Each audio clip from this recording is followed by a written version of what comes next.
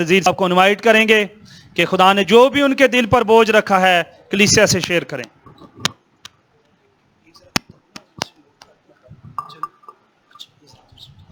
Praise God. आप सब तशरीफ रखें। Hallelujah, hallelujah. Thank you Jesus. Hallelujah.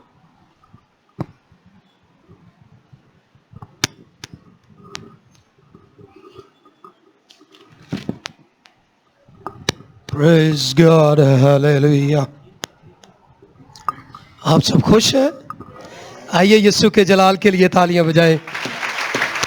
खुदाम तेरा शुक्र हो, अपने आप को तेरे सामने सरेंडर करता हूँ। तू बड़े और मैं घटूं, हमारी मदद करना यीशु के नाम में।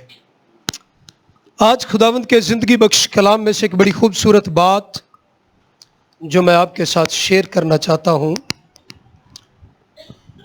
और इससे पहले कि मैं उस बात की तरफ जाऊं, टाइम काफ़ी हो गया है। हम एक जनाजे पर गए, बुज़ुर्ग मेरे साथ थे, तो बुज़ुर्गों ने मुझे कहा कि भाई नज़ीर आप यहाँ कलाम सुनाएं।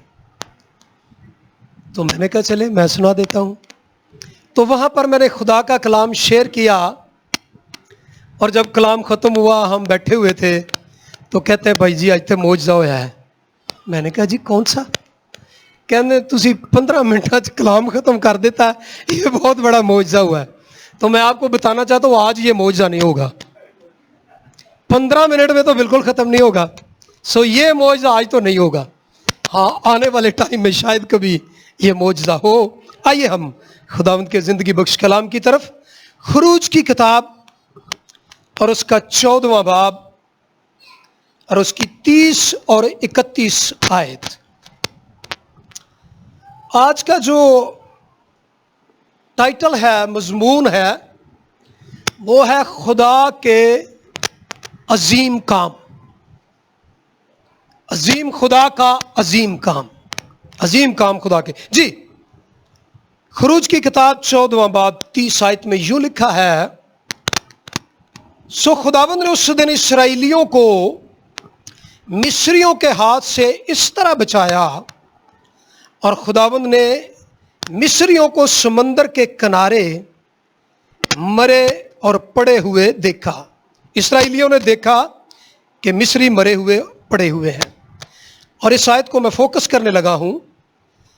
और इस्राएलियों ने वो बड़ी कुदरत जो खुदावंद ने मिस्रियों पर जाहिर की देखी, और वो खुदावंद से डरे और खुदावंद पर और उसके बंदा मूसा पर ईमान लाए। खुदा बड़े जोरे बाजू से मुल्क मिस्र से कौम बनी इसराइल को निकाल कर लाया, लेकिन इससे पहले कि जिस जगह पर इन्होंने ये बात की है ये पहुंचते, इसकी थोड़ी सी बैकग्राउंड मैं आपके साथ शेयर करना चाहता हूं।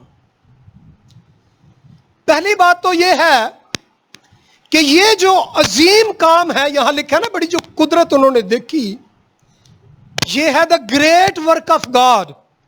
खुदा का बड़ा अजीम काम जो इन्होंने देखा। मुझे ये बताएं कि जब वो बहरे कुलज़म के पास, समंदर के पास थे, तो कौन सा अजीम काम हुआ था? किसी को याद है? हाँ जी, क्या हुआ था? बहरे कुलज़म 2 हिस्सों में। और कोई बात? क्या हुआ था? बहरे कुलज़म, इधर से बहरे कुलज़म को क्या हुआ था? 2 हिस्सों में। तो ये उनकी निगाह में, सॉरी, थैंक यू, और हमारी अंडरस्टैंडिंग के मुताबिक ये खुदा का बड़ा अजीम काम है, नो डाउट, वाकई ये खुदा का अजीम काम है। लेकिन मैं कल जब इसके बारे में सोच रहा था तो खुदा ने मेरे दिल पर कुछ बातें डाली जो मैं आपके साथ शेयर करने लगा हूं, और आपको लेकर मैंने किसी जगह जाना है। सो इसलिए ध्यान से सुनना है, मिस नहीं करना, क्योंकि मैंने दरमियान में पूछना भी है। सो जरा बड़े ध्यान से सुनिए बात, ठीक है जी। ओके, खुदा का बंदा जो मूसा है, जब खुदा उस पर जलती झाड़ी में जाहिर हुआ तो कहां था मूसा? जी कहां पर था? हाँ जी, बियाबान में।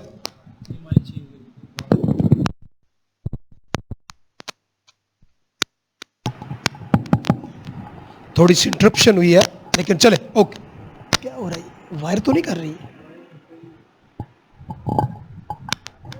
चलें ठीक है। ओके, खुदा का बंदा मूसा बियाबान में है और बियाबान में अचानक उसे कोहे सीना पर एक झाड़ी है जो जलती हुई नजर आती है। वो कतरा कर उधर जाता है। वजह क्या है? चूंकि काफी देर से आग लगी हुई है और झाड़ी जो है वो भस्म ही नहीं हो रही, लिहाजा उसके अंदर तजस्सुस पैदा हुआ कि मैं देखूं तो सही इस झाड़ी के अंदर मसला क्या है। लेकिन मैं ये सोच रहा था, तीसरा बाब मेरे साथ खोलिए जरा, खरूज की किताब तीसरा बाब।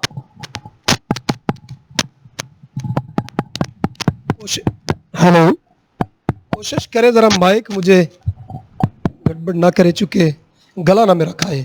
Thank you. बाइबल में लिखा है, और खुदा जब जलती झाड़ी में जाहिर हुआ, तो मैं जरा ये आयत पढ़ना चाहता हूं, 10वीं आयत। स्वबा मैं तुझे फिरौन के पास भेजता हूं और तू मेरी कौम बनी इस्राएल को मिस्र से निकाल ला। मूसा ने खुदा से कहा, मैं कौन हूं कि जो फिरौन के पास जाऊं और बनी इस्राएल को मिस्र से निकाल लाऊं? तो खुदा ने उससे पीछे अपना एक तारफ कराया है और खुदा ने कहा, मैं तेरे बाप अब्राहम, इसहाक और याकूब का खुदा हूं।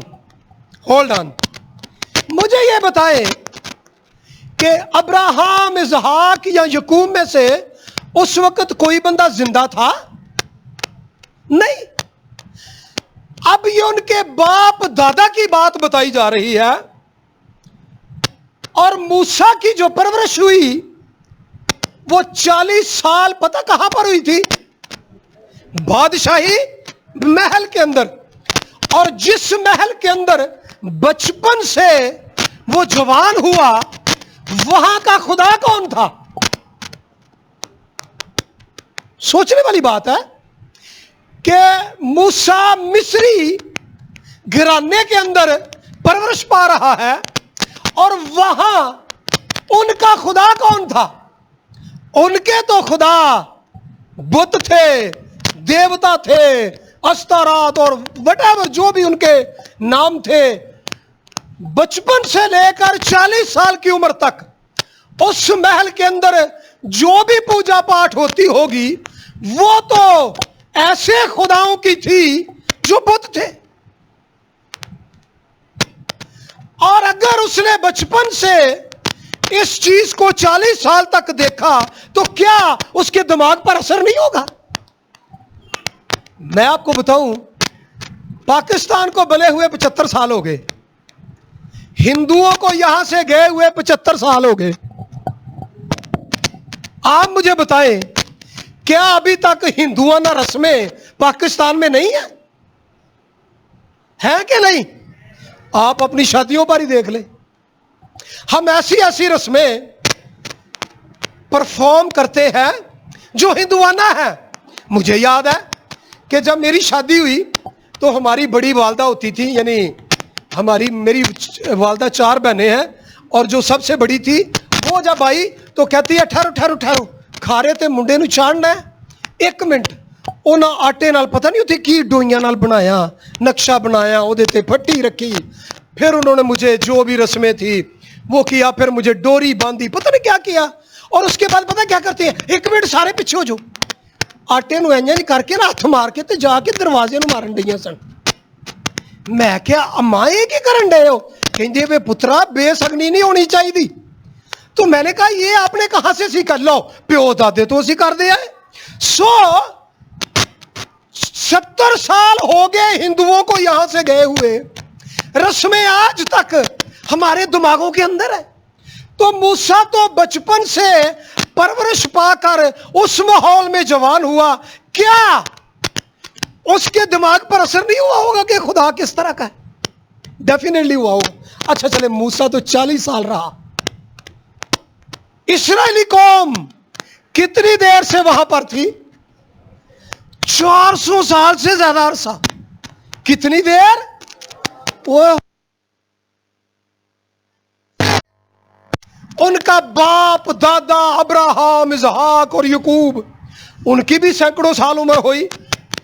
अब उनको यहां पर रहते हुए और बाप दादा से अलग हुए सैकड़ों साल हो गए। तो जिस माहौल में उस कौम ने परवरिश पाई, जरूर उनके दिमागों पर उनके आकाओं का, उनके माबूदों का असर था। और अगर आपको यकीन नहीं आ रहा तो मैं आपको एक वाक्या बताता हूं। आपको याद आता होगा कि जब खुदा का बंदा मूसा को सीना पर गया तो लिखा उसे कुछ देर लगी, कुछ दिन ज्यादा लग गए, तो नीचे कौम इंतजार नहीं कर सकी। कहती पता नहीं उस मूसा को की हो गया। फिर हारून को कहने लगे हमारे लिए एक बछड़ा बना दे। तो उसने कहा सोना लेकर आओ। सोना दिया, उसने छेनी से उसकी शक्ल ठीक करके उनको बछड़ा बना दिया। और उनकी स्टेटमेंट सुने, वो बछड़े के आगे सिजदा कर रहे थे, नाच रहे थे, कुर्बानियां दे रहे थे और कह रहे थे ए इस्राएलियों, ये है तुम्हारा देवता जो तुम्हें मुल्के मिस्र से एडी छेती की हो गया। अभी तो पिछले दिनों खुदा के बड़े बड़े काम इन्होंने देखे थे, इतने जलाली काम देखे थे, तो एकदम क्या हो गया?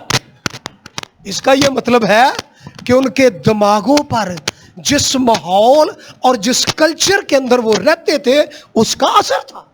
लिहाजा जब खुदा ने तारफ कराया मूसा को कि मैं तेरे बाप अब्राहम, इसहाक और याकूब का खुदा हूं, तो आपको पता है आगे जाकर मूसा का सवाल क्या था? यह सवाल क्यों किया उसने? मैं कल सोच रहा था कि खुदा का बंदा मूसा अब्रानी घराने में पैदा हुआ, सवाल कैसा कर रहा है? इसका यह मतलब है सवाल कर रहा था, अगर वो मुझे पूछे कि तू जिस खुदा से मिलके आया है उसका नाम क्या है, तो मैं क्या बताऊंगा? तो इसका मतलब है मूसा को उसके नाम का पता नहीं था। अगर पता होता तो डेफिनेटली वो जाकर कहता कि ये खुदा है जिसने मुझे भेजा है और ये उसका नाम है। तो समझ आती है, क्योंकि यहोवा यरी तो उसके बाप दादा परदादा से पहले की बातें हैं, जब खुदा अब्राहम पर जाहिर हुआ और उसने वहां पर यह नाम लिया। अब सैकड़ों साल गुजर गए, मूसा को कोई पता नहीं कि जिस खुदा से मेरी मुलाकात हुई है उसका नाम क्या है। इसलिए पूछ रहा था, मुझे पूछे तो बता मैं क्या करूं? उसने कहा उनको कहना मैं जो हूं सो हूं ने तुझे भेजा है। ये नाम लेकर मूसा चल पड़ा, फिर उनको मैसेज दिया, कौम को लेके बाहर निकला। और जब बाहर निकला, मैं उसकी डिटेल में नहीं जा रहा, जब वो बाहर निकला तो लिखा है बाइबल में 13वें बाब में कि वो शॉर्टकट जो रास्ता था, 13वें बाब की 17वीं आयत में, शॉर्टकट वहां से मिस्र से वादा के मुल्क में जाने के लिए जो रास्ता था वो फलस्तीन के एरिया से था। और अगर वो फलस्तीन की तरफ जाते तो वो जल्दी वादा के मुल्क में पहुंच सकते थे, लेकिन खुदा उनको उस तरफ को लेकर नहीं गया। शॉर्टकट खुदा ने नहीं मारा। वजह लिखी है लिखा है कि अगर वो वहां जाते और फलस्तीन उनके साथ जंग करते या उनके साथ लड़ाई झगड़ा करते, तो ये जो लोग थे इन्होंने डर कर वापस मिस्र में आ जाना था। लिहाजा खुदा शॉर्टकट से नहीं लेकर गया, एक लंबे रास्ते से लेकर गया। क्यों लेकर गया? पहली बात तो यह है कि खुदा नहीं चाहता था कि ये उनसे डर के वापस मिस्र में आ जाए। और कई दफा हमारा दिल करता है कि हमें शॉर्टकट मिले, हम जल्दी से ये काम कर ले, हमें जल्दी से ये कामयाबी मिले। लेकिन मोस्टली खुदा आपको बर्दाश्त करवाता है ताकि आपको कई दफा पता ही नहीं होता कि उसमें क्या खतरात हैं जो आ जाएंगे। और खुदा शॉर्टकट कई दफा आपकी जिंदगी में नहीं लेता। खुदा आपको किसी जगह से घुमा कर ले जाता है, उसकी वजह मैं आगे आपको बताने लगा हूं क्यों लेके जाता है। रीजन ये है कि ये जो कौम पैदा हुई, ये जो बच्चे पैदा हुए थे जिनको निकाल कर खुदा लेकर गया, और 32 बाब खरूज में उन्होंने अपना करैक्टर वहां पर जाहिर कर दिया और जल्दी से खुदा को छोड़कर एक बछड़ा के पीछे हो लिए। खुदा ने वहां कहा ये लोग नहीं जाएंगे। कौन जाएंगे? जो 20 साल से कम उम्र के लोग हैं। यहां तक जो लोग हैं इनको मैं लेकर वादे के मुल्क में जाऊंगा। क्यों खुदा ने लोगों को चूज किया? क्योंकि मेरा खुदा ये चाहता था कि मैं नौजवानों को ट्रेंड करूं, इनको मैं बताऊं कि जो खुदा तो मिस्र में समझते थे कि खुदा है, और वो नहीं है, बल्कि मैं तुम्हारा खुदा हूं। और खुदा उनको अपने साथ ले लेके चला ताकि बचपन से मैं उनकी परवरिश करूं और उन पर यह बात जाहिर करूं कि मैं कैसा खुदा हूं। खुदा घुमाकर उनको लेके गया, लंबा रास्ता लिया ताकि ये बच्चे जवान हो, और जब जवान हो तो ये खुदा के बड़े बड़े काम देखे। हाँ, जब वो जवान हो रहे थे उन्होंने देखा कि उन्हें प्यास लगी है और पीने को पानी नहीं है, और उनके सामने मॉडल रोल खुदा का बंदा मूसा है। कौम पास जाती है, बड़े तो शिकवे करते हैं, बच्चे वॉच करते हैं, और बच्चे देख रहे थे कि खुदा के बंदा ने कैसा कलाम किया। और खुदा ने कहा इस चट्टान पर लाठी मार तो ये तुझे पानी देगी। और बच्चों ने देखा कि खुदा ने किस तरह से चट्टानों के मुंह चीर कर उनके लिए पानी मुहैया किया। भाई बड़े जो थे वो तो क्रिटिसाइज ही करते थे, लेकिन जो बच्चे होते हैं ना वो मोस्टली नुक्ताचीनी कम करते हैं लेकिन रियलिटी को बिलीव करते हैं। जब वो सामने अपने चीजों को देखते हैं तो वो बिलीव करते हैं, कहते हैं यस, खुदा बचपन से उनकी परवरिश कर रहा था। और खुदा लंबे रास्ते से इसलिए लेके गया ताकि ये मेरे साथ टाइम पास करें। एक मिनट, मैं यहां से जा रहा हूं और आपने ढोक कलाखान जाना है, और आपके पादी साहब कितने जा रहे हो? मैं कहूँ जी मैं जा रहा कबाल टाउन। अच्छा सानू भी ढोक कलाखान ला दो, तो मैं आपको साथ बिठा लूं और सीधा सीधा जाके उतार दूं तो आप कहेंगे वेरी गुड। और अगर उसकी बजाय मैं पहले बरीमाम को चला जाऊं, फिर मैं वहां से वो तरामड़ी की तरफ निकल जाऊं, फिर मैं वहां से घूम घुमा के आपको ढोक कलाखान लेके आऊं, तो सब पता की सोच रहा है? लगता है हिलिया है, पादरी साहब का दिमाग नहीं काम करता, इधर नूं जानने की जरूरत सी इन्ना भला पा के। लेकिन अगर मेरा आपके साथ बातें करने को दिल करता है ना, तो मैं कोशिश करूंगा कि आपको कोई लंबा रूट ले लूं ताकि हम गपशप कर ले। और खुदा की ये मर्जी थी कि मैं इनके साथ एक हो जाऊं, इनको मैं बताऊं कि मैं कैसा खुदा हूं।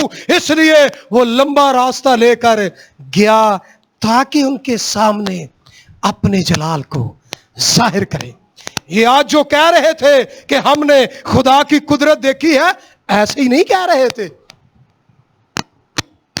14वें बाब में बड़ी मजेदार बात लिखी है। लिखा है, खुदा ने मूसा से कहा, मैं फिरौन के दिल को सख्त कर दूंगा, उसकी फौज पीछा करेगी और तू ऐसा करना, ये तेरे पीछे आ जाएंगे। और ये 15-16 आयत तक सारी जो प्लानिंग है वो खुदा मिस्रियों के बारे में बता रहा है कि किस तरह होगा। अब क्यों खुदा ऐसा करना चाह रहा था? हुआ ये कि जब ये ऐन समंदर के पास थे तो पीछे से लिखा है खुदा ने फिरौन के दिल को सख्त किया और उसने अपने अमीरों को भी लिया और सारे रथ लिए और जाकर उनका पीछा किया।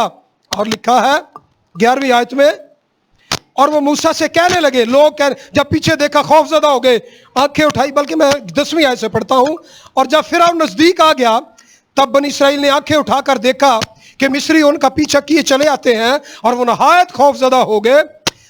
तब बनी इस्राएल ने खुदावंद से फरियाद की और मूसा से कहने लगे, क्या कहने लगे? क्या मिस्र में कब्रें नहीं थी?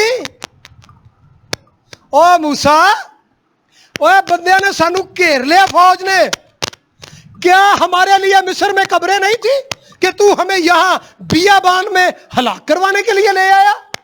ओ, हम तुझे कहते थे ना, सुने, हमने तो तुझे क्या कहा था कि क्या किया कि तू मुल्क मिस्र से निकाला है? क्या हम तुझसे मिस्र में यह बात ना कहते थे कि हमको रहने दे, हम मिस्रियों की खिदमत करें? क्योंकि हमारे लिए मिस्रियों की खिदमत करना बियाबान में मरने से बेहतर था। एक मिनट, गल्ला कौन करन डे ने? बड़े बड़े लोग, सियाने सियाने लोग, बुजुर्ग बंदे मूसा के साथ बात कर रहे। क्यों कर रहे? क्या जो खुदा जोरे बाजू से बड़े बड़े मौजज़े दिखाकर उनको निकाल कर ले आया, क्या भूल गए सब कुछ? याद नहीं रहा? मसला यह है कि चूंकि पिछले कल्चर का असर है, ये बार बार मूसा के खिलाफ होते हैं और खुदा कई दफा आपको वहां पर लेकर आता है जहां पर वो आपको पूरा भरोसा करना सिखाता है, पूरा भरोसा करना सिखाता है। आगे समंदर, पीछे फौज, घेर के ले आए। अच्छा, ये उनके आगे आगे कोई चीज चला करती थी, क्या था वो? हाँ जी, आग का सतून। उत्ते भी कुछ चलता होंगे सी दिन नू, वो कौन सी? हाँ, बादल।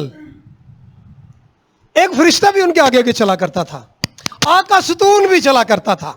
मैं ये पढ़ रहा था कि जब वो खुदा ने घेर लिया उनको, वो उनको ले आया वहां पर, और आगे समंदर है, पीछे फौज है, दरमियान में खुदा है। खुदा आगे से उठा, वो सतून आग का जो उनके आगे आगे चलता था, लिखा वहां से उठा और फौज के और इस्राएली कौम के दरमियान में खड़ा हो गया। कपड़े दे रंग तुसी वेंदे हो ना, बड़े सोहने सोहने हुंदे ने, काला, चिट्टा, नीला, पीला। एक कपड़ा हुंदा जिहड़ा दो रंगां दा हुंदा है, ਉਹਨੂੰ ਕੀ ਆਂਦੇ ਨੇ? Two tone. ਉਹਨੂੰ ਕੀ ਆਂਦੇ ਨੇ? Two tone colour. इधर ਨੂੰ ਵੇਖੀਏ ਤੇ पर्पल लगदा, इंज करिए ते गुलाबी जन्म नजर आना शुरू हो जाता है। तो वो टू टोन कपड़ा होता है, और यहां पर टू टोन खुदा, दोहरे रंग का खुदा यहां पर आकर खड़ा हो गया। कैसे? मिस्रियों की तरफ तो अंधेरा और इस्राएलियों की तरफ रोशनी। कैसा अजीम खुदा है, दरमियान में आके खड़ा होता है। बच्चे वेंदे होंगे, यार कैसा खुदा है। और ये वो सतून था जो रोज हमें रास्ता दिखाता था। पीछे फौज आ गई है, वो नौजवान बच्चे देखते होंगे कि हमारा खुदा फौज के और हमारे दरमियान में आकर खड़ा हो जाता है। और वहां खुदा का खड़ा होना, मुझे ये समझ आ रही थी कि खुदा कई दफा आपके माजी के और आपके दरमियान आकर खड़ा हो जाता है। क्यों खुदा खड़ा होता है आपके माजी और आपके दरमियान? ताकि कहीं लौटकर अपनी पुरानी जिंदगी में ना चले जाओ, नंबर एक। नंबर दो, दुश्मन आप पर हमला ना कर सके। और खुदा चाहता है कि आप उसके नूर में आगे आगे चलो, क्योंकि उसने कहा है तुम दुनिया के नूर हो। और अगर आप दुनिया के नूर हैं तो माजी की तरफ ध्यान और माजी के काम और वो पुरानी इंसानियत और वो पुरानी जिंदगी बार बार आपके अंदर क्यों आती है?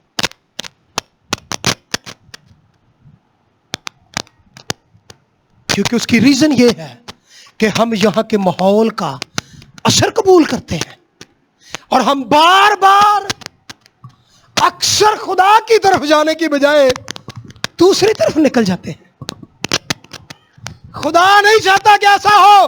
खुदा दरमियान में खड़ा हो गया और खुदा जब वहां खड़ा हुआ, रात भर हवा चली, समंदर खुश्क हो गया, दरमियान में रास्ता बन गया, कौम वहां से गुजर कर आगे चली गई। और लिखा है कि जो फिरौन अपनी फौज समेत उसने उनका पीछा किया, और जब वो पीछा किया तो ऐन दरमियान में जब पहुंचा, खुदा ने वहां तक उसे आने दिया। और जब वहां आया, खुदा ने कहा मूसा, जिस फौज को तू आज देखता है अब तक इसके बाद कभी ना देखेगा। और खुदा ने कहा अपना हाथ बढ़ा। और जब मूसा ने हाथ बढ़ाया तो लिखा है पानी इधर से भी आया, पानी इस दीवार से भी आया। और खुदा ने कहा हाथ बढ़ा ताकि पानी आपस में मिल जाए। और लिखा समुंदर अपनी असली हालत में आ गया। असली हालत की मतलब है, ओए होए होए, मुझे याद आ रहा है मैंने टीवी पर थोड़े से वो खबरों में देखा था जब सुनामी आया था, तो कुछ उसके क्लिप्स जो थे वो टीवी पर दिखाया करते थे। और जो इधर की हांगकांग की तरफ और इधर ये जो मुल्क है इसकी जो सरहदें हैं इनकी तरफ जब वो समंदर टकराया तो बीच के ऊपर जो लोग थे, बड़ी अजीब जिंदगी होती है वहां पर, मैं उसकी तरफ नहीं जा रहा, लेकिन वहां पर जो लोग थे वो दिखा रहे थे कि समुद्र की लहरें आती और लोगों को उठा के दीवारों के साथ मारती और फिर वो खींच के वापस ले जाता और फिर आगे से आता, दीवारें टूट गई, बिल्डिंगें जाती रही, तबाही और बर्बादी थी। ये तो समंदर का शायद अभी थोड़ा सा नजारा हो, लेकिन अगर समंदर अपनी हालत में आ जाए, असली हालत में, तो तूफान की क्या वहां पर जनाब हालत होगी। समंदर आया इधर से और जब वो दरमियान में थे तो लिखा है खुदा ने उस सतून में से मिस्रियों पर नजर की। और जब उसने नजर की तो क्या हुआ? लिखा है खुदा ने उनके रथों के पहियों को निकाल दिया और वो सारे के सारे वहीं पर डूबकर हलाक हो गए। और हलाक हुए, ओह माय गॉड, बनी इस्राइल पानी से गुजरे थे या खुश्क जगह से? खुश्क जगह से। और कलामे खुदा में लिखा है कि बनी इस्राइल ने उस समंदर से गुजरकर जब वो बादल के नीचे से होकर समंदर से गुजरे, उन्होंने मूसा का बपतिस्मा लिया। तो मैं आपको गाइड करना चाहता हूं। जब आप बपतिस्मा लेते हैं, जब आप वहां से गुजरते हैं, दुश्मन आपका पीछा करता है, और मेरा खुदा अगर आप उसके साथ वफादार रहे तो मेरा खुदा दुश्मन को बीच समंदर के हलाक करता है और आप सेफली वहां से निकलकर आगे चले जाते हैं। यह बपतिस्मा आम चीज नहीं है। यह आपके माजी के तमाम वो गुनाह और तमाम वो चीजें जो आपको हलाकत की तरफ लेकर जाती और आपको गुलाम बनाती है, मेरा खुदा उनको काट कर आपको खुश्क जगह पर लेकर जाता है और दुश्मन पीछे ही गर्क हो जाता है। मेरे अजीज, जब वो आगे निकले, खुश्क जगह पर खड़े हैं, तो जो मैंने आयत पढ़ी यहां लिखा है, तब उन्होंने खुदा की उस बड़ी कुदरत को देखा। कुदरत देखी खुदा की, अजीम काम देखे। क्या थे अजीम काम खुदा के? जी, समुंदर को, ठीक है, मैंने हवाला वैसे पूरा पढ़ा था। यहां लिखा है खुदा ने, उन्होंने बड़ी कुदरत खुदा की देखी जो उसने मिस्रियों पर जाहिर की थी। कुदरत खुदा की यह है कि आपकी आंखों के सामने खुदा आपके दुश्मन को शर्मिंदा करे। कुदरत खुदा की यह है आपकी आंखों के सामने जब डॉक्टर कहे इसका इलाज मुमकिन नहीं, खुदा फतह देकर आपको शिफा दे दे। खुदा की कुदरत है। लेकिन इस कुदरत का तजर्बा करना बहुत जरूरी है। अगर आपके पास तजर्बा नहीं है, आप ये बात नहीं कह सकते हो। खुदा की मर्जी थी कि ये बच्चे मुझे जाने। ये सिर्फ आप ये ना कहें कि हमारे बाप अब्राहम और इसहाक और याकूब का खुदा था जो हमें यहां से निकाल लाया, बल्कि खुदा चाहता था ये जाने कि मैं इनका अपना शख्सी खुदा हूं, इनका अपना निजात देंदा हूं जो इनको इतने बड़ी मुश्किलों से और इतने बड़े दुश्मन से बचाकर ले आया। हाँ, जब वो बड़े हुए होंगे, क्योंकि जो बच्चे उस वक्त 1 साल के थे, जब 40 साल बियाबान में फिरते रहे, वो 40 साल के हो गए होंगे। हाँ, जब उनसे कोई पूछता होगा, वे यार इतनी देर फिरते रहे हो, किस खुदा की परस्तिश करते थे? वो कहते होंगे, ओहो, हमारे खुदा की मानद कोई खुदा नहीं। जब हमें प्यास लगती थी वो चट्टानों को चीर देता था, जब हमें भूख लगती थी हर सुबह ताजा मन खुदा आसमान से हमें दिया करता था। आसमान से मन की बात छोड़े, और मैं आपको कहूं पानी की बात भी छोड़े।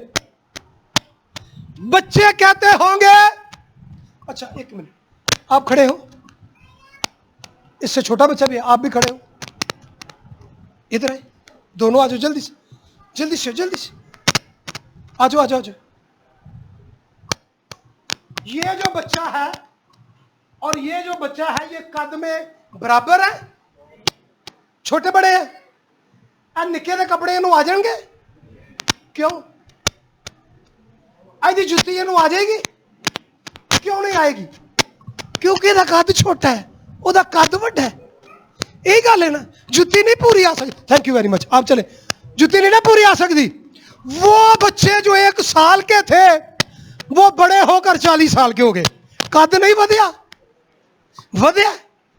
पैर वड्डे होए, लिखा है बाइबल में, जब लोग पूछते होंगे तुम्हारा खुदा कैसा है, वो कहते होंगे ओ यार बाकी बातें छोड़ो, ये वो जूती है जब मैं 1 साल का था मैंने पहनी थी, ये वो कपड़े हैं जो मैं 1 साल का था वो है। ना मेरे कपड़े छोटे हुए ना मेरी जूती छोटी हुई, मैं बड़ा मेरे कपड़े बड़े, मैं बड़ा मेरी जूती बड़ी, क्योंकि मेरा खुदा ऐसा खुदा है। खुदा उनको पर्सनल तजर्बे देना चाहता था ताकि वो बात कर सके, ताकि वो कह सके कि हमने उसके जलाली कामों को देखा है। ओके, मैं वाइंड अप की तरफ जाने लगा। मुझे ये बताएं, मुझे नहीं पता किस एज में आप खुदा के साथ चलना शुरू हुए। कोई 20 साल की एज में, कोई 25 साल की, कोई 30 साल की, जो भी आपकी एज थी, आपको खुदा के साथ चलते हुए बड़ा अरसा हो गया। कई लोग हैं बड़ी देर से चल रहे हैं, लेकिन आज भी कई दफा मैं हैरान होता हूं जब उनसे मैं गुफ्तगू करता हूं तो मुझे ऐसा लगता है कि अभी भी ABC सिखाने की जरूरत है। वजह क्या है? वजह यह है आपने खुदा के साथ पर्सनली बढ़ने का तजर्बा ही नहीं किया। आप चर्च रेगुलर आ रहे हो, वेरी गुड, आप हदिया दे रहे हो, वेरी गुड, लेकिन आप महज हाजिरी लगवा रहे हो, नॉट गुड।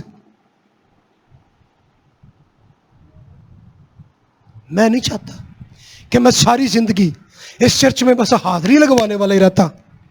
मैं अपने खुदा का शुक्रगुजार हूं जिसने मुझे अपने साथ शख्सी तजर्बे दिए, और आज मैं यहां खड़ा होकर आपको सैकड़ों मौजज़े अपने खुदा के बता सकता हूं जो उसने मेरी जिंदगी में किए हैं।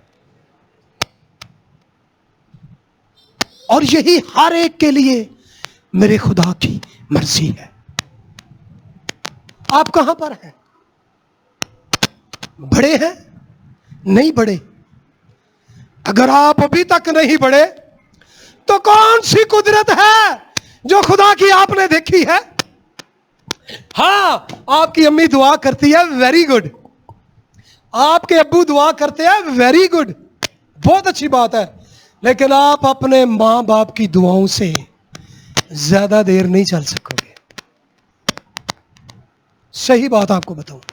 और आजकल वैसे दुआ अम्मी अब्बा ही करते हैं, बच्चे आराम नाल खेडन डे होंदे ने मोबाइल ते या अपने अपने एक्टिविटीज में, ते जे उन्होंने आखो ना दुआ करो, कहते ने असीं अपनी दुआ कर ली सी। वो किदों कर ली सी? अज तो रोटी खान लगे सा, रोटी ही दुआ। तो बढ़ना क्या है? अगर रोटी दी दुआ है या सवेरे उठे हो तो पानी दी दुआ है, तो फिर रोटी पानी तक ही रहोगे, आप आगे नहीं बढ़ सकोगे। खुदा के साथ बढ़ने के लिए जरूर है आप पहली बात नए सिरे से पैदा हो, बपतिस्मा ले, यीशु मसीह के नाम में अपने गुनाहों की माफी के लिए बपतिस्मा ले, और जब आप उस पानी से निकलोगे मेरा खुदा आपके माजी को उस पानी में दफन करेगा। आप आगे जाओगे, उसके रूह से ममूर हो जाए, और जब आप उसके रूह से ममूर होंगे मेरा खुदा हर रोज नया तजर्बा, नई बातें, नई चीजें आपकी जिंदगी में लेकर आएगा। खुदा के अजीम काम सिर्फ रिहाई हासिल करने की तक नहीं है। खुदा उन्हें इसलिए लेके आया, रिहाई तो दे दी उसने, खुदा इसलिए लंबा रास्ता लिया और देर तक उनके साथ चलता रहा ताकि उनकी डेवलपमेंट हो। और अगर आपकी डेवलपमेंट नहीं ना हुई, परवरिश नहीं हुई, तरबियत सही नहीं हुई, तो मैं आपको बताऊं आपका खुदा बाप दादा का ही खुदा रहेगा। लेकिन अगर आपने तरबियत पाई है, आपने उसके उन मोजज़ों को देखा है, आपने उसके जलाल को देखा है, आपने उसकी कुदरत को अपनी जिंदगी में देखा है, आप कह सकते हैं मेरा खुदा है, वो मेरा खुदा है और मैं उसे जानता हूं, मैं उसे जानती हूं। फिर आप खुदा के अजीम कामों को अपनी जिंदगी में तजर्बों से देखोगे।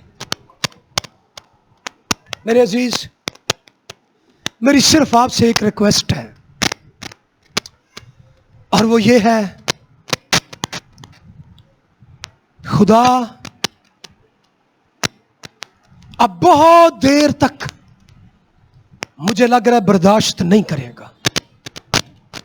बहुत जल्द मेरा यीशु आने वाला है और जब वो आने वाला है तो फिर बाप दादा के तजर्बे हमेशा की जिंदगी में जाने के लिए काम नहीं आएंगे।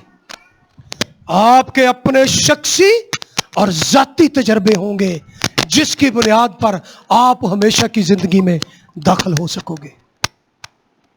Are you ready? आप तैयार हैं? आप उसके मोजज़े देखना चाहते हैं? आप उसके अजीम काम देखना चाहते हैं?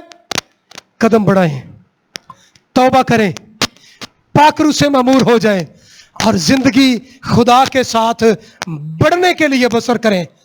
टाइम पास करने के लिए बसर ना करें, खुदा में तरक्की करने के लिए बसर करें, महज हाजिरी लगवाने की हद तक ना रहे। आइए अपने पांव पर खड़े हो।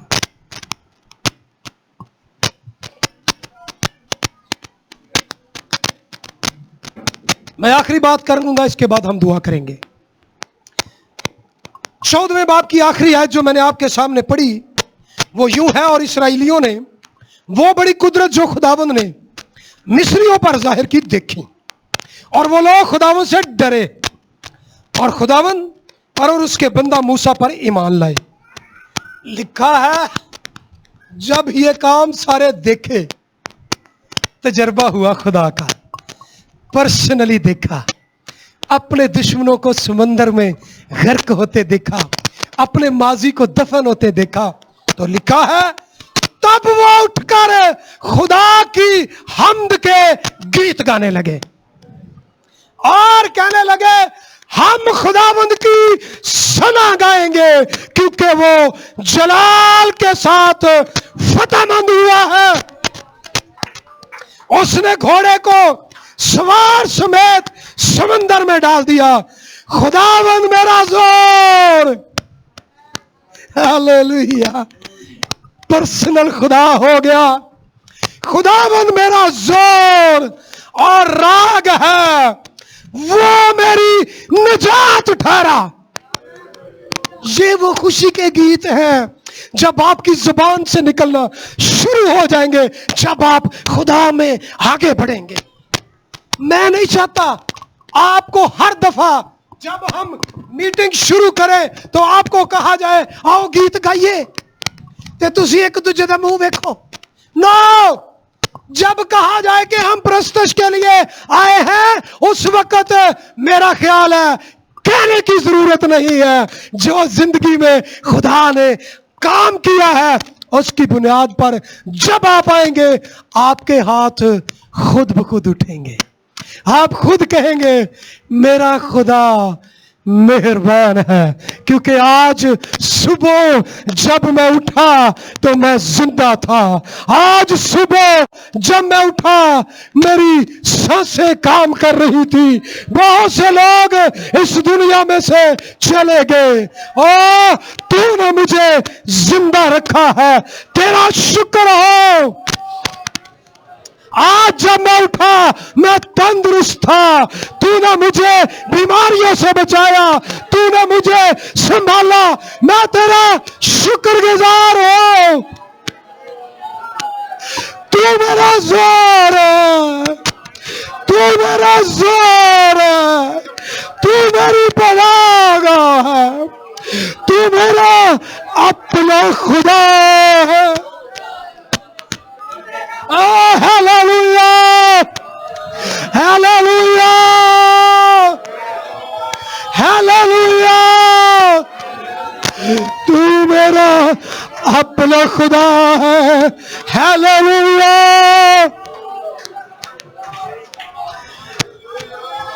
यीशु मेरा जोर, ते नाल फखर है।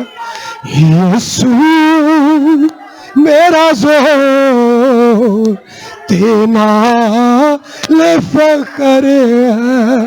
ओ सोने यीशु नासरी दी खाली कब्र है। यीशु मेरा जोर, ते नाल फखर है। उसने मौत पर फतह पाई, उसने मुझे जिंदगी दी है, उसका शुक्र हो। हालेलुया, हालेलुया,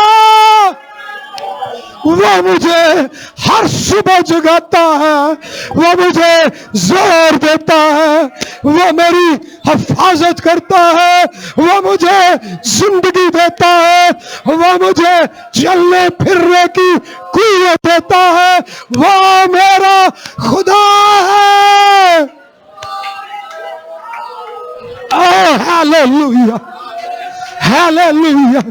रबलो हो कहा, हिया रेबो से तो रोको, हिया लेमो हो कहा, हिया रेबो से कहा, हिया तोरो कहा या लेबरे हो या, हिया रेबो ले से तोरो।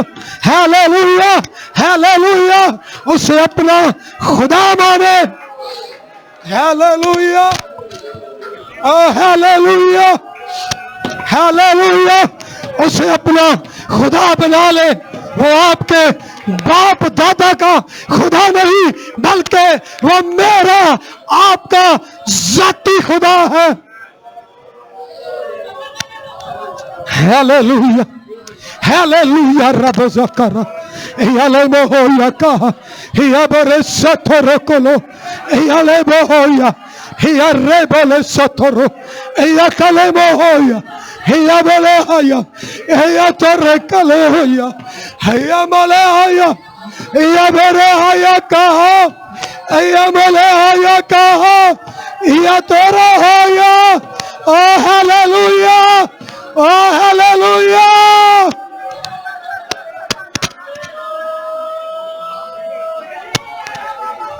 Hallelujah. Iya karabole haya. Iya zatoro kahaya. Iya lemo sekara. Hallelujah. Hallelujah. Hallelujah. Hallelujah. Hallelujah. उसे अपना खुदा बनाओ, उसे अपना खुदा बनाओ। Hallelujah. Hiya reboy, levoy,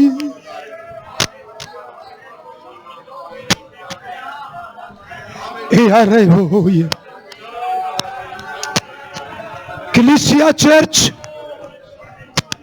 मेरी बात सुने। मैंने जब जिंदगी खुदा को दी और उसके बाद बहुत मुश्किल टाइम मेरी जिंदगी में आया, इवन यहां तक कि मैंने जब ये चर्च ज्वाइन किया, मेरे अपने भाई ने मुझे घर से निकाल दिया। उसने कहा चूंकि तुम उस चर्च जा रहे हो, उस चर्च की डॉक्ट्रिन ठीक नहीं है, हम तुम्हें अपने घर में नहीं रख सकते। और मैं उस घर से निकला। मेरे पास रहने को जगह नहीं थी, मैं मकान किराए पे ढूंढ रहा था। मेरा बड़ा भाई दूसरा मेरे साथ था। 12 कऊ तक हम फिर आए, घर नहीं मिला। मैं ढोकरी चौक में उतर गया, पैदल आ रहा था और मैं दुआ कर रहा था। और मैंने कहा खुदावन, कितने अरसे से मेरी जिंदगी तेरे सामने है। खुदावन, इतनी बड़ी जमीन है तेरी, क्या यहां पर 2 कमरे, 1 किचन और 1 बाथरूम मेरे लिए नहीं है? और मैं दुआ करते आ रहा था और खुदा अपने लोगों की बातों को सुनता है, बेशक आप अपने आप से करें, क्योंकि उसका कान भारी नहीं कि सुन ना सके।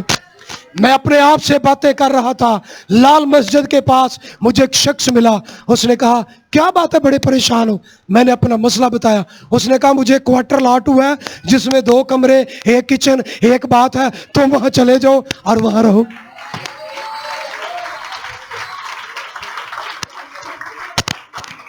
और मसले खत्म नहीं हुए, मसले फिर भी चलते रहे। मैं आपको बताऊं, रोड कभी सीधे नहीं होते। आप अगर ये चाहते हैं कि जिंदगी बिल्कुल सीधी जाए, नो, अगर बिल्कुल सीधी जाए तो समझोगे कि एक्सीडेंट कराओगे। मोड़ इसलिए होते हैं ताकि आप जागते रहे, और खुदा आपकी जिंदगी में मोड़ लेकर आता है ताकि आप जागते रहो, दुआ करते रहो और होश में रहकर अपनी जिंदगी को आगे लेकर जाओ। बड़े खुदा में परेशान ना हो।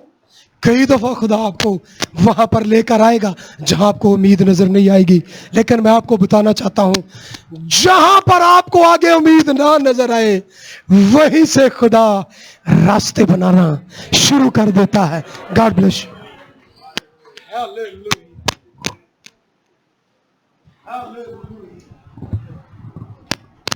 खुदा हम तेरा शुक्र अदा करते हैं तेरी सारी बरकतों के लिए, तेरी मेहरबानियों के लिए, तेरे खादम के लिए जिसने तेरे कलाम को हमारे साथ शेयर किया है। ऐ खुदा मैं दुआ करता हूँ यीशु के नाम में, अपने बंदा की मदद कर, अपनी कलीसिया की मदद कर, जिन्होंने जो भी तेरे कलाम की बातों को सीखा है। ऐ खुदावंद वो हमेशा उन्हें याद रखें और तेरा कलाम उनके दिलों पर असर करने का जरिया बने, यीशु के नाम में, आमीन आमीन आमीन आमीन। अब सब बैठे हैं, तशरीफ रखें। खुदा का कलाम जो हमने सुना है उसके लिए हम उसके शुक्रगुजार हैं। और मैं सिर्फ एक ख्याल है जो आपको बताना चाहता हूँ। मैं रूह में ये फील करता हूँ कि इसकी हमें ज़रूरत है। एक लफ्ज़ है जो अंग्रेजी ज़बान का लफ्ज़ है, इसे कहते हैं सॉवरेनिटी ऑफ गॉड। सॉवरेनिटी का मतलब यह है खुदा मुतलकुल अनान है, खुदा कादर मुतलक है। इसका मतलब यह है कि खुदा खुदा है और वो जो चाहे वो कर सकता है।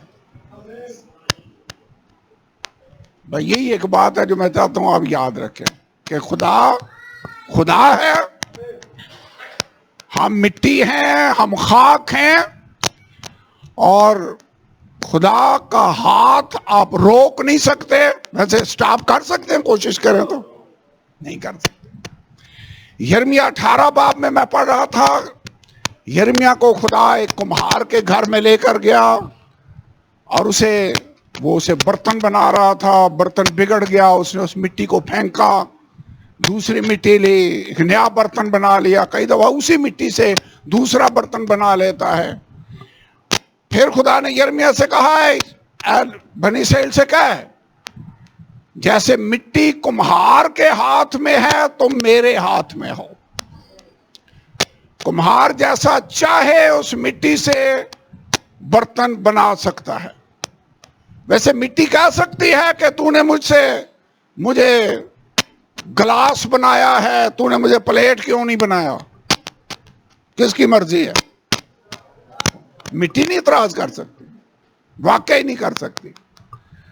सिर्फ मैं आपको कहना यह चाहता हूं कि खुदा खुदा है, वो जो चाहे वो कर सकता है। इसलिए आपने जब ऐसी बातें हो जाएं जो आपकी समझ में ना आ रही हो तो शिकायती लहजे में नहीं आना। बाइबल मुकद्दस में मुझे आयत बड़ी वो अट्रैक्ट करती है कि जब एक ही दिन में अय्यूब के साथ जो हुआ, उसके मालो मता जाता रहा, उसका जानवर, भेड़, बकरियां, इवन यहां तक उसके सारे बच्चे, 7 उसके बेटे और 3 बेटियां, वो भी मर गई। तो बाइबल में क्या लिखा है? वो गिरा सजदा किया और कहा तूने दिया, तूने ले लिया, तेरा ही नाम मुबारक हो।